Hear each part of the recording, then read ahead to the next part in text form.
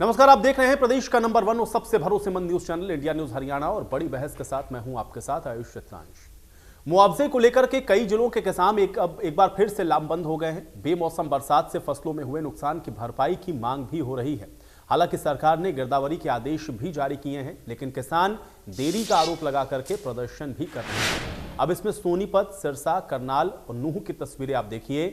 सोनीपत में भारतीय किसान नौजवान यूनियन के बैनर तले किसानों ने प्रदर्शन किया है, तो फिर सिरसा में भी लघु सचिवालय के बाहर करीब 2 हफ्ते तक धरना जारी रहा है। हालांकि करनाल में किसान और प्रशासन के बीच में सहमति बनी, लेकिन नूह में मुआवजा राशि को लेकर के कांग्रेस विधायक आफताब अहमद डीसी के साथ मुलाकात करने के लिए पहुंचे हैं। तो मुआवजे की मांग को लेकर के जगह जगह जो विरोध प्रदर्शन है या जो धरना प्रदर्शन है वो देखने को मिले हैं। सोनीपत, सिरसा, नूह और करनाल की तस्वीरें हम आपको दिखा रहे हैं, जहां पर आप देख सकते हैं कि किसानों ने फसल के मुआवजे की बात को लेकर के ये विरोध जताया है। दरअसल पिछले दिनों जो बारिश हुई है, जो मानसून के बाद की जो बारिश हुई, उसकी वजह से भी आपने देखा कि काफी नुकसान किसानों को हुआ।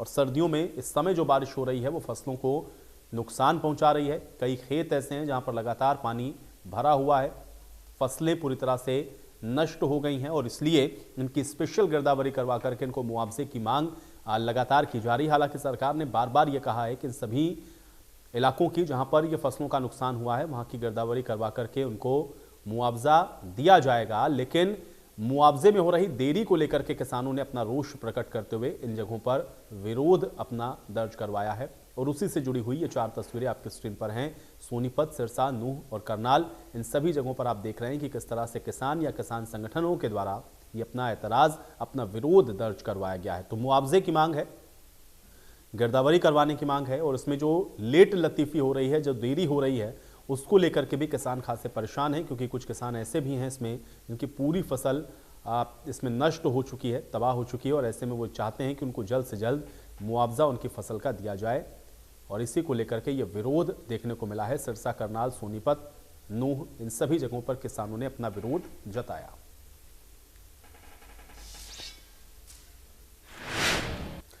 तो विपक्ष भी किसानों के मुद्दे को लेकर सरकार पर हमलावर है। नेता विपक्ष भूपेंद्र हुड्डा ने जल्द से जल्द किसानों को राहत देने की मांग की है।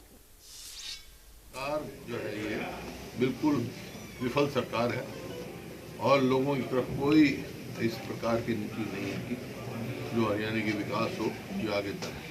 इतने दिनों से जो बेमौसमी बारिश हो रही है उसके लिए हमने कहा पिछले साल का भी अब तक मुआवजा नहीं मिला और अब तक भी पूरी तरह से गिरदावरी नहीं हुई। लोग परेशान हैं।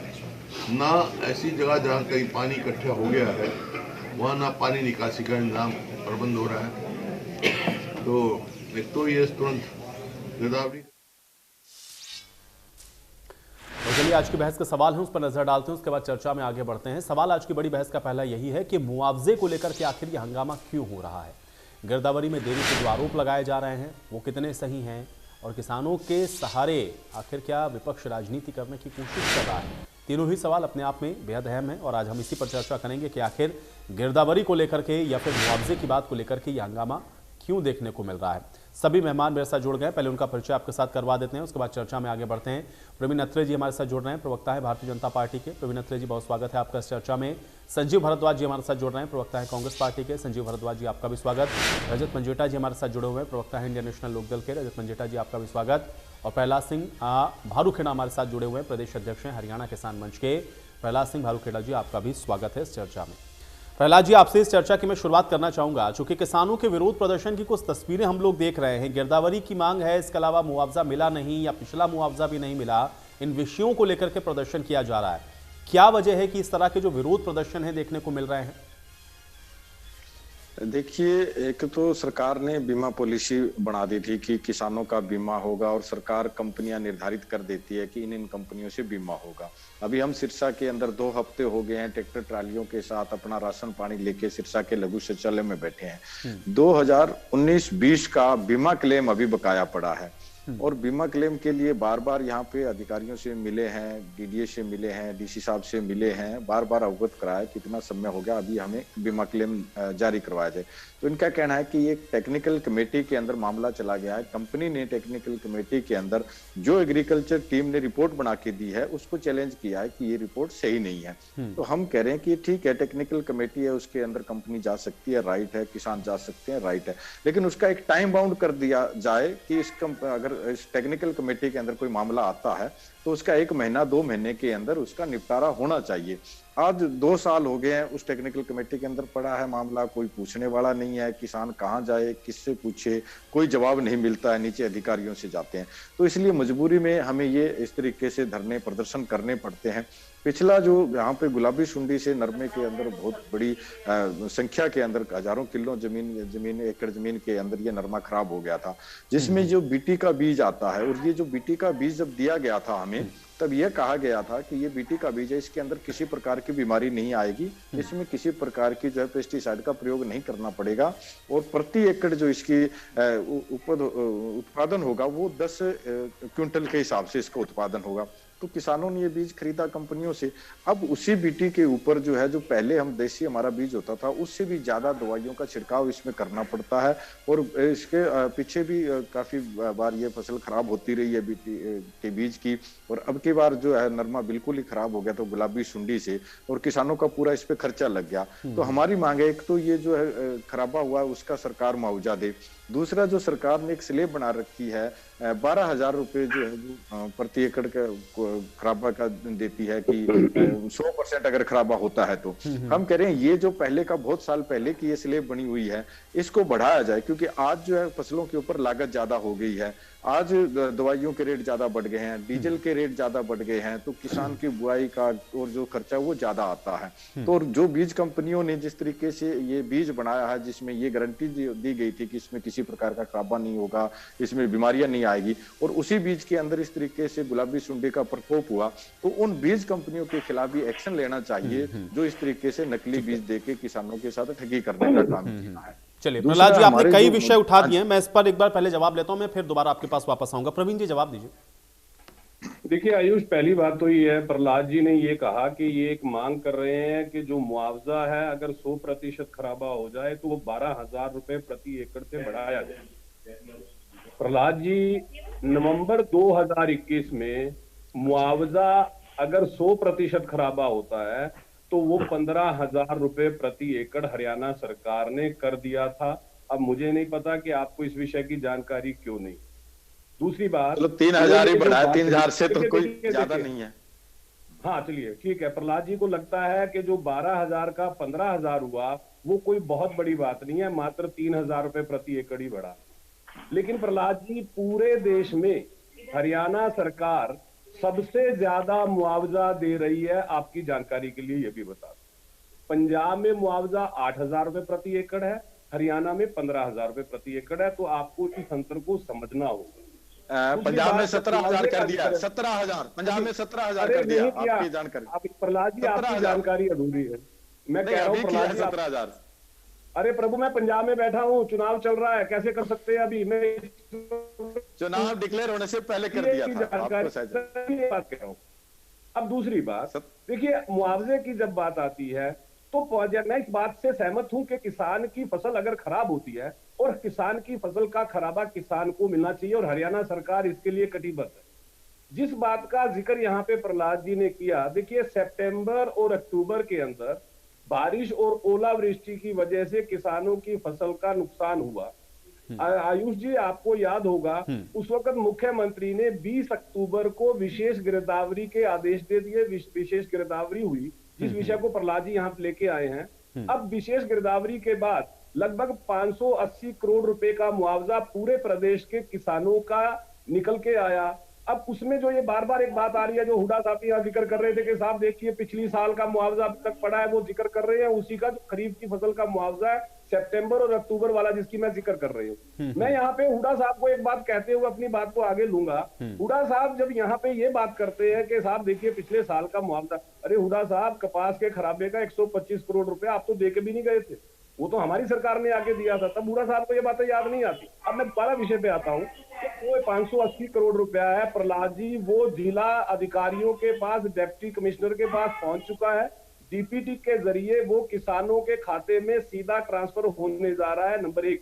लेकिन जो ये डिले है, देखिए रेवेन्यू डिपार्टमेंट और कृषि विभाग दोनों के जो आंकड़े थे उसके अंदर मिसमैच था, जिस मिसमैच को दोबारा चेक करवाने के लिए सरकार ने जिला स्तर पे भेजा कि इसको क्रॉस चेक कीजिए। उसके बाद वो पैसा डीबीटी से ट्रांसफर होना शुरू हुआ, नंबर 1। दूसरी बात जिसका जिक्र आयुष जी आपने अपने शुरुआती पैकेज में किया कि अब जल भराव की वजह से कुछ जगह पे फसल की खराबी।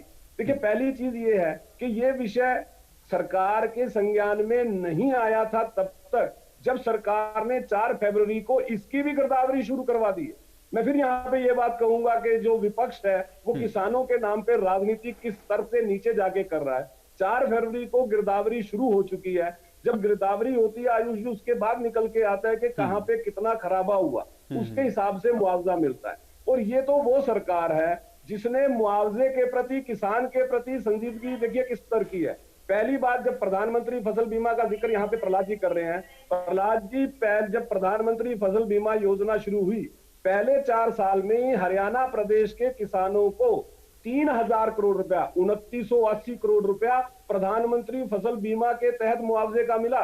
अब आप काम कीजिए, 1966 से लेके 2014 तक जितनी भी सरकारें रही हैं उनके दौरान मिले हुए मुआवजे का टोटल लगा लीजिएगा, क्या वो 2980 करोड़ रुपए बनता है? एक बार चेक कर लीजिएगा। मैं ये बात केवल प्रधानमंत्री फसल बीमा योजना की बात कर रहा हूं। अभी मैं आपदा प्रबंधन का मैंने जिक्र ही नहीं किया। लगभग 3000 करोड़ रुपए आपदा प्रबंधन में दिया जा चुका है। तो ये तो वो सरकार है प्रहलाद जी जो किसान के लिए इस स्तर तक चिंता करती है। एक और बता दूं प्रहलाद जी, शायद आपकी जानकारी में पता है या नहीं, प्रधानमंत्री फसल बीमा योजना के तहत मुख्यमंत्री मनोहर लाल ने किसानों को एक सौगात और दी थी कि जो छोटे किसान हैं उसका प्रीमियम सरकार भरेगी, किसान नहीं भरेगा।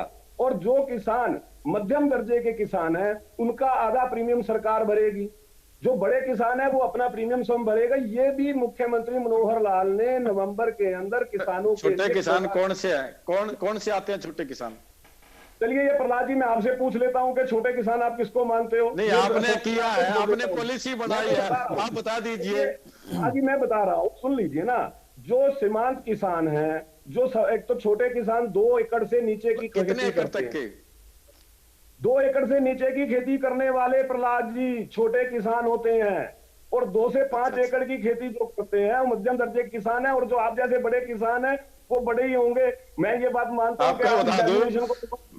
मैं 2 एकड़ का ही मालिक हूँ, 2 एकड़ का ही। आपका समय आएगा। चलिए अच्छी बात है, तो आपका तो फायदा हो गया, आपका तो आपको तो खुश होना चाहिए इस बात से। चलिए मैं आप बात को आगे बढ़ाता हूं। जहां तक मुआवजे का जिक्र है आयुष, जिस बात का जिक्र विपक्षी दल भी कर रहे हैं, हुडा साहब भी जिक्र कर रहे हैं, लेकिन सवाल यहां पे ये खड़ा हो जाता है कि वर्तमान सरकार सबसे ज्यादा मुआवजा दे रही है। वर्तमान सरकार ने हरियाणा के किसानों को मुआवजा देते वक्त किसी तरह की कोताही नहीं बरती। लेकिन सवाल वो लोग खड़ा करते हैं जब वो सत्ता में थे, कोई 3000 रुपए प्रति एकड़ दे रहा था, कोई 6000 रुपए प्रति एकड़ दे रहा था। हुडा साहब एक सवाल पूछिएगा कि हुडा साहब जब गोहाना की रैली में आपने ये वायदा किया कि किसान का मुआवजा 6000 एकड़ से बढ़ा के मैं 10,000 एकड़ करूंगा, तो क्यों नहीं किया था? कहां चले गए थे आप? वो 6000 एकड़ ही मिलता था।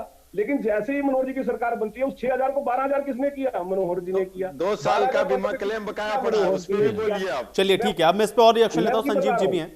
संजीव जी, मैं वही बता रहा हूँ, 6000 से 12 हमने किया, 12 से 15 भी हमने किया। तो मेरा कहना केवल ये है कि वर्तमान सरकार किसानों के लिए, एक और चीज बता दूं प्रहलाद जी को, उसका भी फायदा हो जाएगा। जिस तरह से प्रधानमंत्री फसल बीमा योजना है, ऐसे ही हरियाणा में मुख्यमंत्री जी ने मुख्यमंत्री बागवानी बीमा योजना शुरू की है। उसके तहत सब्जियों की खेती करने वाले को प्रति एकड़ 30,000 रुपए और फलों की खेती करने वाले को प्रति एकड़ 40,000 रुपए का मुआवजा मिलेगा। ये घोषणा भी हरियाणा सरकार ने की है। तो मुझे लगता है ये वो सरकार है प्रहलाद जी जो अब तो 14 फसलों को एमएसपी पे खरीद रही है पूरे। चलिए प्रवीण जी, लेकिन उनको ये उनका कहना ये है कि आप घोषणा कर रहे हैं वो उनको मिल नहीं रहा है। योजनाएं तो है ना, इसीलिए तो वो परेशान हो रहे हैं। उसका भी जिक्र करता हूं, हाँ उसका भी बता देता हूँ। प्रहलाद जी ने जिक्र किया है यहाँ पे कि कुछ किसानों का प्रधानमंत्री फसल बीमा योजना के तहत कम जो मुआवजा है वो लेट हो रहा है। 111 किसान है जिनका प्रहलाद जी जिक्र कर रहे हैं। 111 किसान नहीं, 111 गांव 2 साल हो गए। देखिए प्रहलाद जी, अब देखिए अब या तो आप गलत है या डिप्टी कमिश्नर गलत है। मैं जो यहाँ बात कर रहा हूँ, लिस्ट है मेरे पास, लिस्ट दिखा दूं आप हाँ दीजिएगा। देखिए अच्छी बात है, अगर आप यहाँ पे लिस्ट पढ़ देंगे तो हम भी सवाल पूछ सकते हैं एडमिनिस्ट्रेशन से कि आपने मुझे क्या कहा, और प्रहलाद जी वहां एक लिस्ट लिए बैठे थे। पढ़िएगा लिस्ट, मैं जरूर निवेदन करूंगा आपसे प्रहलाद जी, जिससे कि इस बात की स्पष्टता हो जाए। तो मेरा कहने का मतलब ये है कि जो वो टेक्निकल एडवाइजर, टेक्निकल कमेटी का विषय जा रहा है, उसमें बाकायदा आदेश दे दिए गए हैं बीमा कंपनी को कि तुरंत इनका मुआवजा दिया जाए। चलिए संजीव भारद्वाज जी। आयुष जी, मैं अभी अपने भाई परवीन अत्रे जी की इतनी लंबी चौड़ी वो सुन रहा था डिबेट के अंदर। तो मोटी बात ये है, एक छोटा सा डायलॉग है कि भाई हिसाब जोंका तो किसान सड़कों पे क्यों, ये नहीं समझ में आती। जब भी कोई ये घिरते हैं तो अपनी कमियों को छुपाने के लिए ये 8 साल पीछे चले जाते हैं। 8 साल 7.5 साल की व्यवस्था में आगे ना स्पेशल गिरदावरी होगी, उसकी पेमेंट नहीं। हेलो जी जी संजीव जी बात रखें अपनी। मैं ये 1 महीना शायद 20 दिन हुए परवीन भाई के साथ पहले भी ये डिबेट हुई थी कि जिनकी स्पेशल गिरदावरी हो चुकी उनको जो पैसा मिलना है वो अभी तक नहीं मिला, लेकिन आज परवीन भाई ने कहा वो डीसी तक पहुंच गया। ये लोग जिन्होंने कोरोना के टाइम में भी देश की अर्थव्यवस्था को बचाया है और ये सारे काम छोड़ के सड़कों पे बैठे हैं, इनको 2017 में कहा गया 2022 में आपकी आमदनी को दुगना कर देंगे। आज कभी तो अखबारों में सुनते हैं बीमा में इतना रुपए घपला हो गया, फराने में इतना रुपए घपला हो गया, आमदनी तो दुगनी हुई नहीं। अलबत्ता ये इनकी पॉलिसी, इनकी कागजी पॉलिसियों की वजह से है। हर रोज किसी न किसी बात की वजह से बेचारे सड़कों पे हैं, जिन्होंने देश की अर्थव्यवस्था को इस महामारी में भी काबू करे रखा। ये हमारे लिए इस वक्त पुरानी बातों पे किसने क्या करा, अगर कहीं कोई पब्लिक ने गलत बात समझी है तो ही तो आप सत्ता में हो। आप ये बात बार बार कह के अपनी सारी चीजें, सारी कमियां छुपाते हो, बार बार कह के जिसकी स्पेशल गिरदावरी होगी, फिर फसल 122 साल में पहली बार इतनी बारिश हुई, अब वो फसल का पहली गिरदावरी का पैसा नहीं मिल रहा, दूसरी कब होगी? तो ना नो मन तेल होगा, ना राधा नाचेगी। आपके सारे जो है ना, आप यहाँ कह देते हो, मैं मानता हूँ कि आप बहुत अच्छे स्पीकर हो, मैं मानता हूँ, इस बात में कोई अतिशोक्ति नहीं है, लेकिन आपके बोलने में और आपकी सरकार के अफसरों की कार्यशैली में इतना ज्यादा गैप है, जिसकी वजह से सारे किसान भाई, चाहे वो मध्यम वर्ग का हो, चाहे वो नीचे वर्ग का हो, चाहे ऊपर वर्ग का हो, बेचारे सारे सड़कों पे खड़े हैं।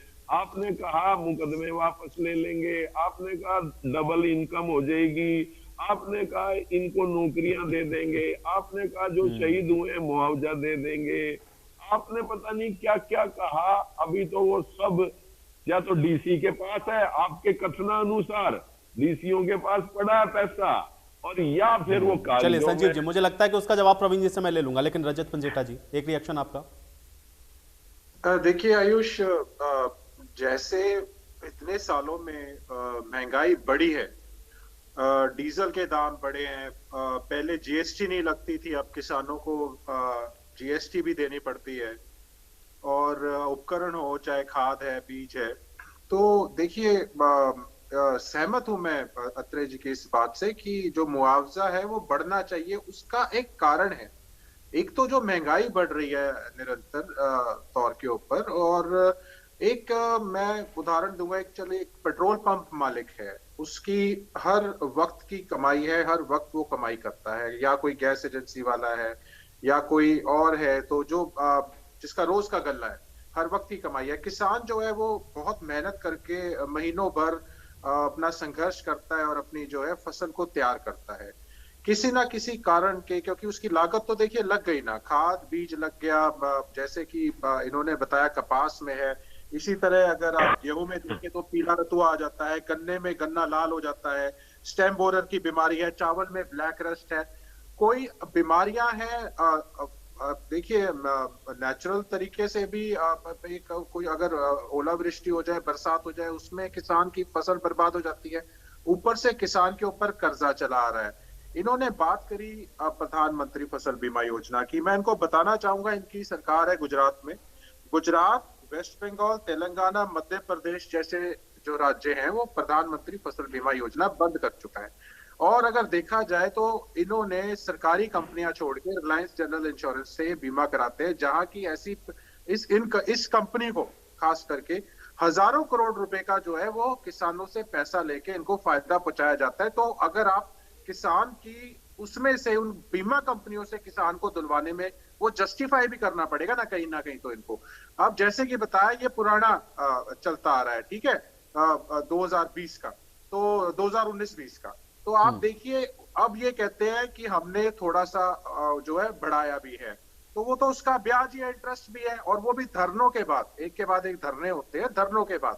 आपको किसान की माली हालत नहीं पता, इसीलिए आपको लगता है कि किसान इस महंगाई के जमाने में किस तरह, जो उसके ऊपर पहले से कर्ज है और महंगाई के जमाने में किस तरह अब क्या क्या आज रेट है, देसी खाद की ट्राली कितने की है, किसान की टायर की जोड़ियां कितने की डलती हैं, क्या लेबर बढ़ गई है, उसकी लेबर कॉस्ट कितनी है, इनपुट क्या चल रही है, और महंगाई के जमाने में किस तरह किसान अपना जो है वो खेती में फिर भी कहते हैं घाटे का सौदा है। आज आप जिस मर्जी से पूछ लीजिए, एक कॉमन आदमी से भी पूछेंगे तो आपको वो यही बताएगा कि किसान को ये आय दुगनी की बात करते थे। किसान के ऊपर आज की खेती जो है वो किस तरीके से, सिर्फ कि उसके वो खेत है, वो अपना गुजारा कर रहा है, किस तरह वो अपने बच्चे पाल रहा है, ये आपको नहीं पता। हाँ, अब मैं ये नहीं कहता कि यह रुक जाना चाहिए मुआवजा जो है, क्योंकि किसान के पास कोई और रास्ता नहीं है। अगली वो कर्ज लेके ही फसल बोता है, उसके बाद वो आरटी का कर्ज उतारता है जब फसल उसकी गिरती है, और अगर किसी ना किसी कारण उसकी फसल जो खराब हो जाती है तो वो कर्ज तो उसने ले लिया पहले ही, पिछली बार भी उसके ऊपर कर्ज की पड़ी हुई है। तो ये अच्छा एक स्टेप है, अच्छा इनिशिएटिव है, कोई भी सरकार हो। मैं इसमें ये नहीं कहूंगा कि भाजपा ने पुरानी सरकारों से, अब महंगाई के दौर में जिस तरह तेल के दाम बढ़े हैं कि मुआवजा जो है वो बढ़ा है, बढ़ना चाहिए, क्यों नहीं बढ़ना चाहिए, वो आपको मैंने उदाहरण के तौर पे एक बहुत स्पष्ट तरीके से बताया है कि क्यों जो मुआवजा है, क्योंकि डिपेंडेंट है जो किसान, उसके ऊपर जो और कर्ज का मीटर है वो कभी बंद नहीं होता, ब्याज हमेशा चलता ही रहता है उसके ऊपर। प्रहलाद जी लिस्ट लेके आ गए क्या आप? हाँ जी, ये मैं उनको बताना चाहूंगा प्रवीण जी को कि ये 111 गांव की लिस्ट एग्रीकल्चर डिपार्टमेंट से हमने लिस्ट निकाली है। भाई गांव के नाम पढ़ देता हूँ, गांव के नाम पढ़ दो, दो तीन पढ़ देता हूँ गांव के नाम। कुछ गांव के नाम पढ़ दीजिए। हाँ प्रहलाद जी, कुछ गांव के नाम पढ़ दीजिए। अभी मैं आपको गांव के नाम पढ़ देता हूँ। इसमें है जीवन नगर है, प्रहलाद जी मुझे व्हाट्सएप भी कर दीजिएगा। भूंकावाली है, जलालाना है, टप्पी है, चोरमार खेड़ा है, मलकपुरा है, जंडवाड़ा जटान है, मिठड़ी है, सिंहपुरा है, दादू है, धर्मपुरा है, केवल है। आप कहो तो मैं सारे गांव के नाम पढ़ देता हूं। ठीक है, रोहिडावाड़ी ठीक है। आप प्रवीण जी को ये गांव के नाम भेजिएगा। गांव की ये लिस्ट मेरे हाथ में है, जो हमने आदमियों के नाम तो नहीं है, मुझे व्हाट्सएप कर दीजिएगा। गांव के नाम है, आदमियों के नाम नहीं है, ये गांव के नाम है। प्रवीण भाई की मैं ये कह रहा हूँ, मुझे व्हाट्सएप कर दीजिएगा प्रहलाद जी लिस्ट। मेरे को नंबर बता दीजिए, मैं आपको व्हाट्सएप कर दूंगा। हाँ जी, हाँ लिखिए, लिखिए नंबर, अभी लिखिए। हाँ हाँ बोलिए। 981500 प्रवीण जी अपना नंबर खुद ही सार्वजनिक कर रहे हैं। 1500 8470। हाँ, मुझे प्रवीण भाई अपनी एक दूसरी कोई सीक्रेट जीवन नहीं जीता कि मुझे अपना नंबर डिस्क्लोज ना करना हो, मैं कोई सीक्रेट जीवन आपकी एक प्रवक्ता। चलिए, लेकिन प्रवीण जी ठीक है, का समाधान हमारी सरकार है, सरकार चाहती है आप सरकार में है। हम आपसे ये कहना चाहते हैं कि अगर कोई टेक्निकल कमेटी एक बना दी गई है और कंपनी को राइट दे दिया गया है कि वो एग्रीकल्चर टीम के द्वारा रिपोर्ट तैयार की गई है, और वो जो रिपोर्ट तैयार होती है वो एग्रीकल्चर टीम तैयार जो करती है वो कंपनी के कहने से करती है। और कंपनी का नाम भी बता दूं मैं, AIC है कंपनी का नाम, जिसकी तरफ से ये मुआवजा रुका हुआ है, एग्रीकल्चर इंश्योरेंस कंपनी। और इस कंपनी ने ये पिछले 2 साल हो गए टेक्निकल कमेटी में ये लगा दिया। हम कह रहे हैं इसका टाइम बाउंड कर दीजिए, आप भी 1 महीने के अंदर फैसला दीजिए। और कंपनी अब जो है वो भेजती है एग्रीकल्चर टीम को कि आपने फला किले के अंदर जाके फला मरला नंबर के अंदर से आपने क्रॉप कटिंग करनी है। जब खुद ही कंपनी बताती है और कंपनी के कहने पर उनके बंदे जो रखे हुए हैं वो भी साथ में होते हैं, उसके बावजूद इसको आप क्यों चैलेंज कैसे कर सकते हैं? क्या एग्रीकल्चर जो आपका डिपार्टमेंट है सरकार का, उसके ऊपर भरोसा नहीं है कंपनी को कि ये सही नहीं कर रहा? किसान को तो पता ही नहीं होता है कि हमारी क्रॉप कटिंग कैसी हुई है, किस तरीके से हुई है। तो ये ठीक है, प्रवीण जी जवाब दीजिए। देखिए ऐसा है, पहली चीज तो ये है कि प्रहलाद जी ने जिस विषय को रखा, मैं खुद भी मान लो 2 साल तो अब हो गए और 5 साल और फैसला नहीं आया, उसके बाद में अगर किसान को ये मुआवजा मिलेगा, किसान को फायदा क्या होगा? किसान का ही पैसा किसान को मिला, उससे क्या बेनिफिट हुआ किसान को? ठीक है, अब प्रहलाद जी ऐसा है, जो आपका विषय है, मैं इस विषय की टेक्निकल कमेटी की क्राइटेरिया, टाइम बाउंडिंग, उस विषय की मुझे पूरी तरह से जानकारी नहीं है, लेकिन मैं आपको इस बात के लिए आश्वस्त जरूर करता हूं कि समस्या अगर जेन्युइन है तो उसका समाधान तुरंत होगा। ये मेरा आपको आश्वासन है, नंबर 1। नंबर 2 साल तो हो गए सर। तो विषय यहाँ पे प्रहलाद जी सुनिए, देखिए जहां पे जो INLD के प्रवक्ता है रजत जी ने बहुत बातें कही और मैं उन बातों से लगभग सहमत हूं। मैं इस बात को स्वयं कहता हूं और हमारी पार्टी भी मानती है कि इन्फ्लेशन की वजह से अगर किसान की इनपुट कॉस्ट बढ़ती है तो उसका मुआवजा बढ़ना चाहिए। इसीलिए हमने 6,000 का 12,000, 12,000 का 15,000 किया। लेकिन मेरा सवाल जो यहाँ पे खड़ा होता है वो ये है कि जब इस विषय में भारतीय जनता पार्टी की सरकार चिंता करके किसान का मुआवजा बढ़ा सकती है, तो जो कांग्रेस की सरकारें हैं, अब रजत जी अपनी बात कहते कहते सीधा गुजरात पहुंच गए, राजस्थान बीच में से छोड़ दिया, तो राजस्थान में जो कांग्रेस की सरकार है उसको भी इन्फ्लेशन का ध्यान रख के मुआवजा बढ़ाना चाहिए।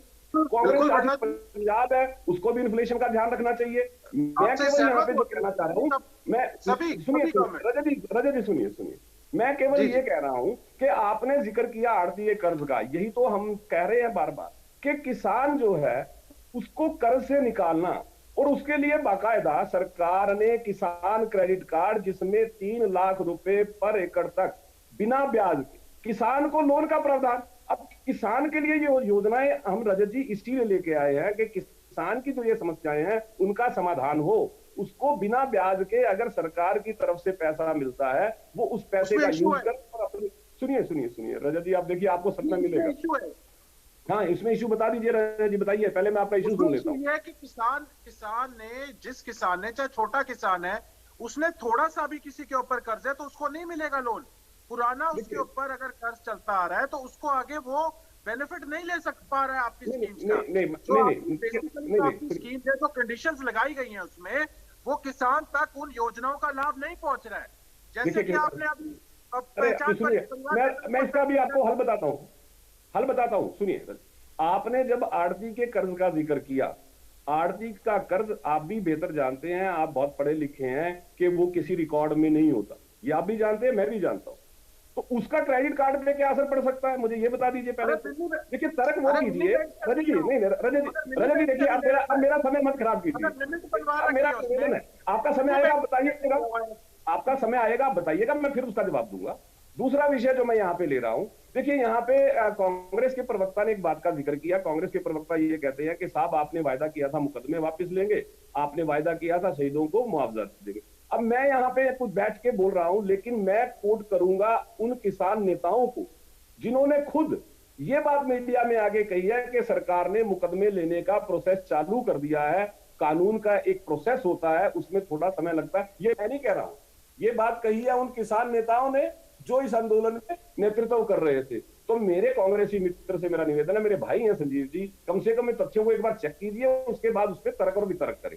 अब दूसरी बात, जहां तक इनपुट बढ़ना, मुआवजा बढ़ना, वो हम लगातार बढ़ा रहे हैं। मेरा फिर वही सवाल आ जाता है कि जब भारतीय जनता पार्टी की सरकार सत्ता में आती है, लगातार किसान की एमएसपी बढ़े, हर साल किसान की एमएसपी बढ़े, ये काम भारतीय जनता पार्टी की सरकार करती है। उससे पहले भी तो सरकारें थी आयुष, क्या वजह थी 2010 के अंदर जो है धान की एमएसपी नहीं बढ़ी थी? मेरा सवाल यह है कि क्या वजह थी 2008 में एमएसपी नहीं बढ़ी थी? ये वर्तमान सरकार हर साल किसान की एमएसपी बढ़ा रही है, और वो इसीलिए बढ़ा रही है जो तर्क रजत जी ने दिया है। देखिए हम इस बात को जानते हैं कि इन्फ्लेशन जो है वो अर्थव्यवस्था का एक नियम है, वो पूरी दुनिया पे लागू होता है, वो काले हमारे देश या हमारे प्रदेश पे नहीं।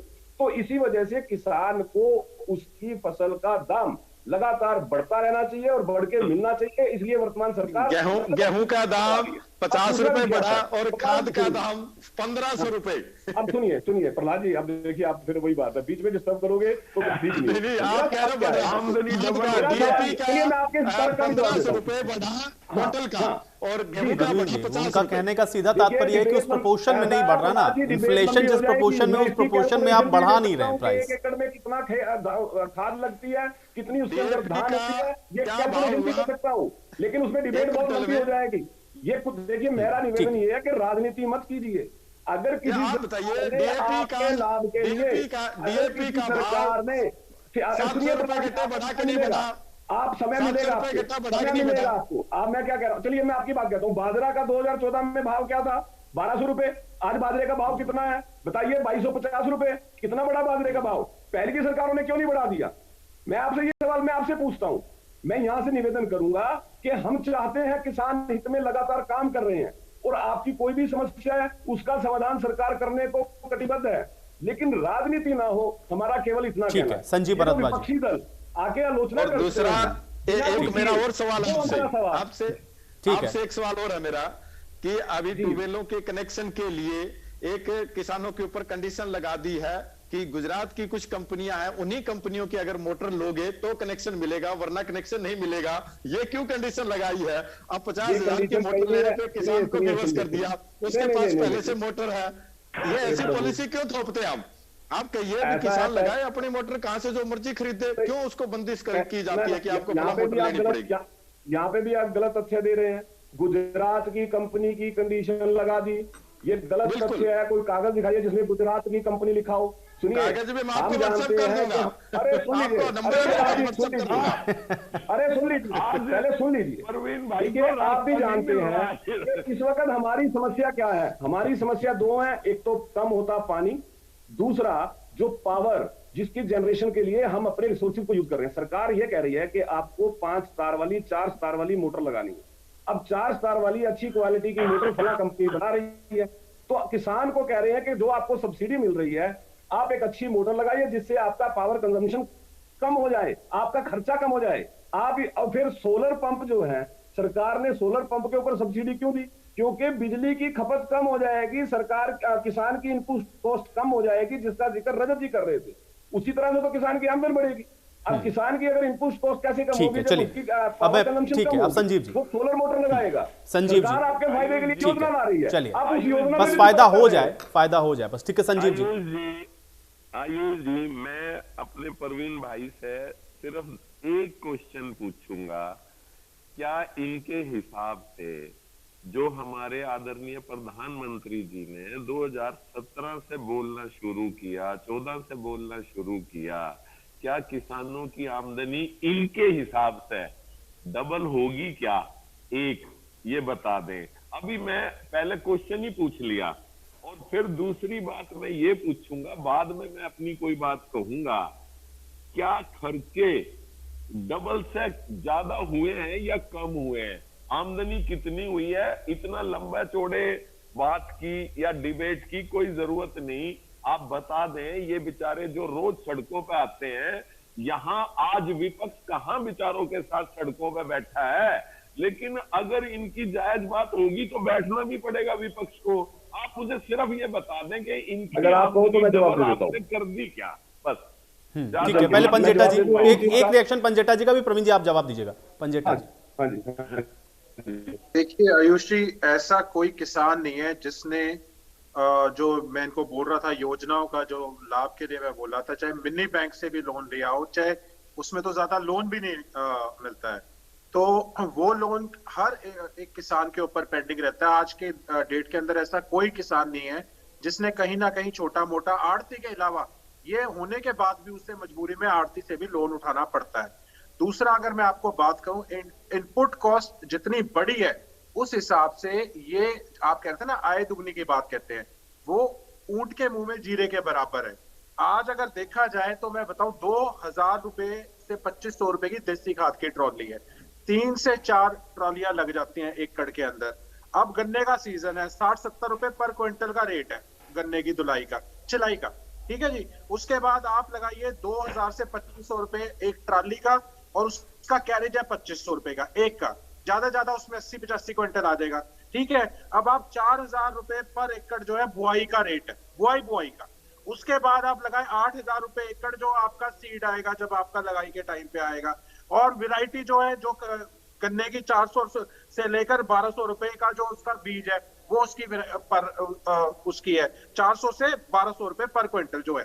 ठीक है जी। तो अब अगर आप हिसाब लगाएं, उसके बाद मैंने अभी वो कुछ नहीं ऐड किया है जो उसकी उसका रख रखाव का टाइम है, उस पीरियड में उसकी क्या क्या इनपुट लगेगी, ऐसी सारी फसलें हैं। उसके बाद अगर आप ये सोचिए कि किसी किसान ने पट्टे के ऊपर, मतलब आप समझ गए पट्टे का मतलब, पट्टे पे जमीन ले रखी है, उसका अगर आप कह रहे हो कि 15-12 हजार रुपए हम देते हैं, ठीक है, और पट्टे के ऊपर लेने के बाद उसने ले रखा है 40-50 हजार रुपए पट्टे का, ठीक है, तो उसके बाद वो बर्बाद नहीं होएगा तो क्या होएगा? चाहे वो कपास का है, चाहे वो गन्ने की खेती कर रहा है, चाहे गेहूं बीज रहा है, चाहे कुछ भी कोई फसल बीज रहा है, उस हिसाब से मैंने आपको कहा है। क्योंकि तेल के दाम इतने बढ़ गए हैं, हर ट्रांसपोर्टेशन के अंदर वो अपना लेके जाएगा, शुगर मिल तक लेके जाएगा, उसके बाद हर ट्राली में जब लेके जाएगा या कैरेज में लेके जाएगा।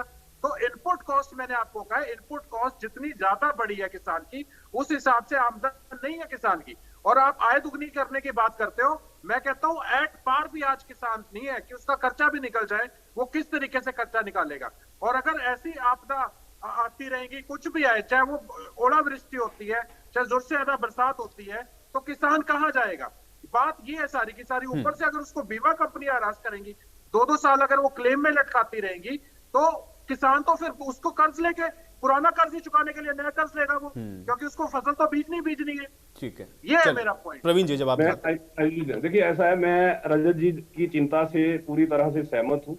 और ये चिंता हमने की क्योंकि हमें भी पता था कि ये जो परिस्थितियां हैं वो किसान के अनुकूल नहीं। अभी तो रजत जी ने जो इनपुट कॉस्ट डाली है, उन इनपुट कॉस्ट के अंदर एक कॉस्ट जो रजत जी शायद जिक्र नहीं किया, वो कॉस्ट ये थी जो किसान जो है महाजन से जो ब्याज लेता, रकम लेता है, उसका ब्याज, वो भी एक इनपुट कॉस्ट है किसान, जो उसके ऊपर एक बोझ पड़ता है। अब सरकार ने क्या क्या किया उसका जिक्र करता हूं। देखिए, मैं रजत जी आपकी सारी बातों से सहमत हूं। मैं ये कह रहा हूं कि जब सरकार ने ये कहा कि हम किसान को किसान क्रेडिट कार्ड देंगे, बिना ब्याज के पैसा देंगे, मतलब वो जो एक इनपुट कॉस्ट जिसका मैंने जिक्र किया वो खत्म। दूसरा, जिस किसान को मात्र 2 से 4 घंटे बिजली मिलती थी, जब हरियाणा सरकार ने, सुन लीजिए, देखिए आप देखिए रजत ऐसा ना कीजिए, नहीं, जब मेरी बात में कोई कमी होगी, बीच में क्वेश्चन हो जाए तो मेरी बात में कोई कमी होगी, मेरी बात में पूरा कर दीजिए। दूसरी चीज, ठीक है, हाँ, दूसरी चीज ऐसा है, मैं ये कह रहा हूँ कि हमने क्या, जब किसान को 2 घंटे या 4 घंटे से ज्यादा बिजली नहीं मिलती थी, उसको बाकायदा इंजन चला के, डीजल फूक के अपनी फसल को पानी देना होता था, उसकी कॉस्ट ज्यादा थी। हमने क्या किया, बिजली की उपलब्धता बढ़ा दी कि किसान को डीजल ना फूकना पड़े, उसकी वो इनपुट कॉस्ट कम हो जाए। बातों का जिक्र आप करते नहीं है। इन बातों का जिक्र जब हम बात ये करते हैं कि किसान की एमएसपी बढ़ाना, कि उसको जो फसल का दाम मिल रहा है वो दाम ज्यादा मिले, उसके जो खर्चे हैं वो खर्चे रिड्यूस हो जाए। हमने किसान को प्रोत्साहित किया कि किसान बागवानी की तरफ बढ़े, किसान जो छोटा किसान है वो सब्जी की खेती, और उसके ऊपर उसको लाभ देना शुरू किया सब्सिडीज का।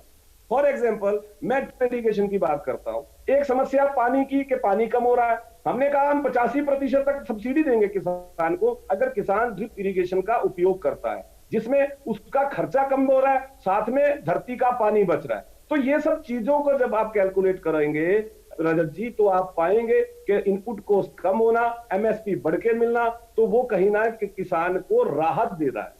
इन बातों का जिक्र आपको करना चाहिए। दूसरी चीज, जब आपने अभी बजट में फर्टिलाइजर से सब्सिडी घटाई है, एमएसपी पे आप कह रहे हो, प्रवीण जी आप कह रहे हो एमएसपी पे हम खरीद करेंगे, एमएसपी पे बजट में आपने इकट्ठा बोलोगे तो बजट में क्या किया है वो भी बोलिए। चलिए, अब एक साथ सारे लोग सवाल पूछेंगे तो समझ में भी नहीं आएगा, एक साथ सारे लोग सवाल पूछेंगे तो समझ में नहीं आएगा। ठीक है, आप लोगों का सवाल तो उसका जवाब ले लेते पहली बार। ठीक है, 2.84 लाख करोड़ रुपया की खरीद हुई थी, अब की बार बजट में 2.37 लाख करोड़ रखा है। ठीक है, चलिए, ठीक है, चलिए, सवाल पूछ लिया ना, जवाब सुनिए प्रवीण जी। मैं तो केवल आपके लिए बात कर रहा हूं, प्रहलाद जी इसमें डिस्टर्ब करोगे तो फायदा नहीं है, दर्शकों को सुनना चाहिए। मैं केवल इतना कहने की कोशिश कर रहा हूं कि हमने किसान हित के अंदर 22 योजनाएं लेके आए। हमने देखा कि जो छोटा किसान है, जो किसान लेबर फार्मिंग है, उसको एक पेंशन स्कीम बन जाए, उसको एक तरह से हर महीने पेंशन मिलना चाहिए जब वो 60 साल से ऊपर हो जाए। ये चिंता किसने की? तो काटनी शुरू कर दी, पेंशन काटनी शुरू कर दी हमने की। देखिए फिर आप मुझे समझ नहीं आता आपने पेंशन क्या किया, पेंशन काट रहे हो आप। चुनाव से पहले आपने वादा किया। चलिए प्रवीण जी देखिए, संजीव जी का जो सवाल था आय दोगुनी हुई कि नहीं हुई, भाई उस सवाल पर आ जाइए, थोड़ा उनको जवाब दे दीजिए संजीव जी को। लेकिन जिस बात की बात मेरी राजनीतिक पार्टी नहीं है, एक बात और सुन लीजिए। किसान को 6,000 रुपए सालाना केंद्र सरकार ने योजना शुरू की। हरियाणा सरकार ने क्या किया, उसमें 6,000 रुपए सालाना का एडिशन कर दिया। तो ये चिंता किसने की? हमने की। सबको नहीं मिल रहा है। पहले की सरकारों ने क्यों नहीं ये चिंता की प्रहलाद जी? पहले की सरकारों के जहन में ये बातें क्यों नहीं आई? पहले की सरकार करते तो आप कुर्सी पे थोड़े बैठते। हमने ये काम किया। ठीक करते आपको नंबर कहा था कुर्सी पे बैठने का। अब आप तीनों रजत जी बड़े आराम से बैठे हैं, अच्छा होता है, आप सब लगे संजीव जी। मैं केवल ये कह रहा हूँ कि जो योजनाएं हमारी सरकार ने शुरू की, वो योजनाएं इसीलिए शुरू की हैं क्योंकि रजत जी ने जो चिंता व्यक्त की, प्रहलाद जी जिस विषय पे चर्चा कर रहे हैं, हम उससे ज्यादा चिंतित हैं। इसीलिए हमने किसानों के लिए इस तरह किसानों के हित में योजनाएं लेके आए, क्योंकि हम जानते हैं कि जो बात यहाँ पे अर्थव्यवस्था। चलिए प्रवीण जी, आज की चर्चा की शुरुआत जहां से हुई थी वहीं पर आते हैं। इस समय जो किसान गिरदावरी या मुआवजे की जो बात को लेकर के परेशान हो रहे हैं, ये समस्या कब तक दूर करेंगे आप लोग? क्योंकि ऐसा है कि जो 4 फरवरी को गिरदावरी शुरू हुई है, जिसका अब जिक्र हो रहा है कि जल भराव की वजह से फसल को नुकसान हुआ, 4 फरवरी से गिरदावरी शुरू हो गई है आयुष जी। गिरदावरी कंप्लीट होते ही हमारे सामने ये फिगर आ जाएगी कि कितनी फसल खराब हुई है, उसका कितना मुआवजा बनता है। तुरंत किसानों को मुआवजा मिलना शुरू हो जाएगा। पहली अक्टूबर की जिक्र कर रहे हैं, वो 580 करोड़ रुपया मुआवजा जो है डीबीटी के जरिए किसानों के खाते में जाना शुरू होगी। चलिए प्रवीण जी, आपकी इसी बात के साथ आज की चर्चा मुझे अब यहीं समाप्त करनी पड़ेगी, मेरे पास समय नहीं। आप लोगों का बहुत शुक्रिया, आप लोगों ने समय निकाला, जिस चर्चा का आप लोग हिस्सा बने। हालांकि अब देखना यह है, क्योंकि किसान जिस मुआवजे की मांग को लेकर के आज विरोध प्रदर्शन कर रहे थे, जल्द से जल्द उनका जो पेमेंट है वो होना शुरू हो जाएगा, ये बात कही जा रही है। देखना यह है कि ये जो पेमेंट है वो किसानों के खातों तक कब तक पहुंचता है। आज बड़ी बहस में मेरे साथ फिलहाल इतना ही।